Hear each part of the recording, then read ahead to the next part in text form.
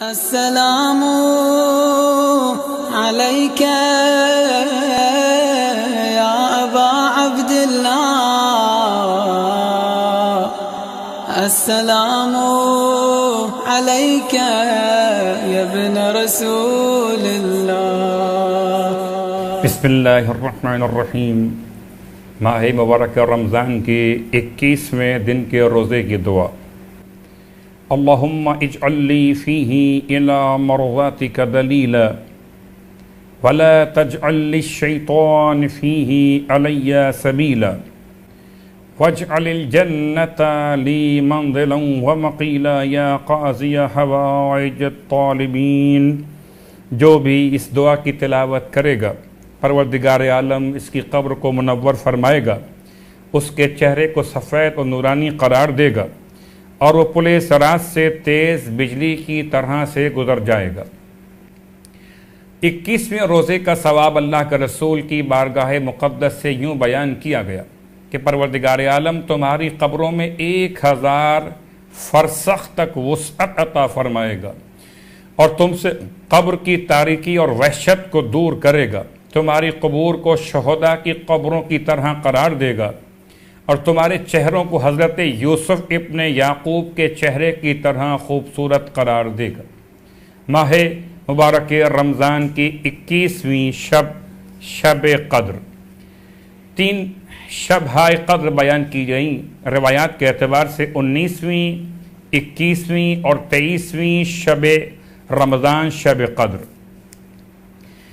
21ویں شب کے مخصوص اعمال ان اعمال کے ساتھ کہ جو بیان کیے جا چکے 19ویں شب کے عنوان میں، ان اعمال کے علاوہ مخصوص اعمال 21ویں شب کے: غروب آفتاب کے نزدیک غسل کرنا، محمد اور آل محمد پر درود پڑھنا، زیارت امام حسین علیہ السلام بجا لانا، 100 رکعت نماز پڑھنا اور دعائے جوشن کبیر تلاوت کرنا۔ اس کے علاوہ آج رات کے عنوان سے یعنی 21ویں شب کے عنوان میں بہت زیادہ تاکید کی گئی اس دعا کی۔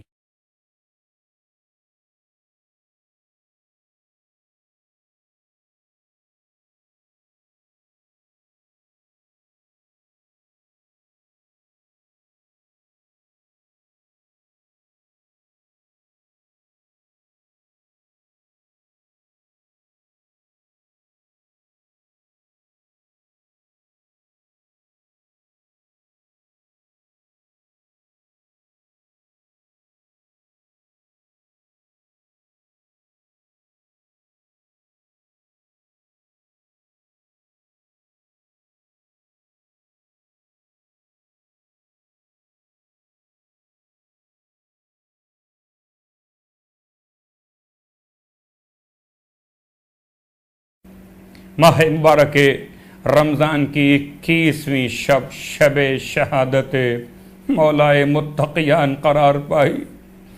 کس طرح سے پرسہ و تعزیت پیش کی جائے؟ وہ میرا مولا، میرا وہ آقا کہ جو مدینہ منورہ میں اس حال میں غریب بنا دیا گیا کہ ایک دن مولا پلٹ کے گھر میں واپس آئے، شہزادی کونین کو غمگین دیکھا، سوال کیا کس بات پہ رنجیدہ ہیں اے بنت رسول؟ تو فرمایا ابو الحسن میں نے سنا کہ لوگ ایسے بدل گئے کہ اب کوئی آپ کو سلام بھی نہیں کرتا۔ امام نے سر جھکا کے فرمایا بنت رسول بات اس سے آگے بڑھ گئی، جس کو میں سلام کر لیتا ہوں وہ مجھ کو پلٹ کے سلام کا جواب بھی نہیں دیتا۔ وہی علی اسے فرشتوں نے سلام کیا، بقی میں آئے تو شمس نے سلام کیا، سورج نے اس طرح سے سلام کیا وعلیک السلام یا اولو و یا آخرو و یا ظاہرو و یا باطنو و یا علیم بکل شے۔ رسول خدا کے ساتھ دینے والے مولا، ہر حال میں رسول کے ساتھ رہنے والے، آپ کا علم، اللہ کے رسول کا علم آپ پر ظاہر، آپ ہی ان کے رازوں کو جاننے والے۔ واہ محمدہ، قیامت کی رات آ گئی، شہزادیوں کی یتیمی کی رات آ گئی، اے عزادارو صاحبان ایمان کی غربت کی رات آ گئی۔ یہ شب قدر ہے، شب شہادت ہے۔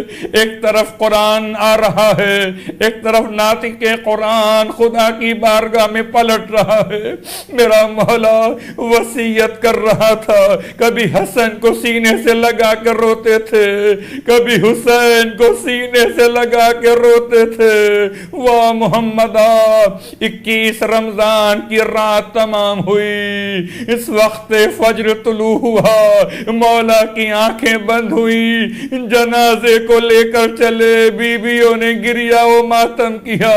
میں کہوں گا شہزادیوں، آج بابا کا جنازہ اٹھا، ماتم کر لیا، ارے کل کربلا میں لاش حسین پر سکینہ آئے گی، لیکن بابا کا نام نہ لے سکے گی کہ تماچے مارے جائیں گے، کانوں سے لہو بہتا ہوگا۔